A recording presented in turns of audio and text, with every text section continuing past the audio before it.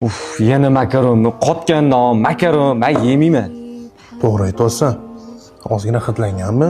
Menga qara, Oybek, bundan ko'ra do'konga chiqqinga bitta boqonka bilan kefir olib kel, abetam o'tib ketadi hozir. O'rtoq, ko'ryapsanmi? Ikkinchi etajdan ham boplayapman. Qara, senga aytgan pulni hozir olib chiqaman-da. Sen ustalarga o'tirib turgan. Ustalar, assalomu alaykum, yaxshi o'tiribsan? Hozir bir minut. Yo'q, ona, sen aqling joyidami? Kechaga aynigan makaronni ustalarga berdingmi? Nima ekandim mana?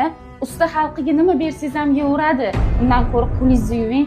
Qo'llarimni o'ynatib osh qilganman, birga yeying. Ey, men qara, shu ustalarning o'rnida adang yoki ukang bo'lganda ham achgan makaronni berarmiding? Oldiya qo'shdi. Yana bittaga siz ustalar bilan ovqatlanaman. Ustalar charchamayapsizlarmi? Osh hali tayyor bo'lmaganga makaronni bergan ekan-a, ming bor o'zi. Oshdan olinglar qani. Hoji aka, ustalarni hurmat qiladigan sizga insonlar ko'paysin. Qani oshdan olinglar. Botir qo'lingni yuvgin.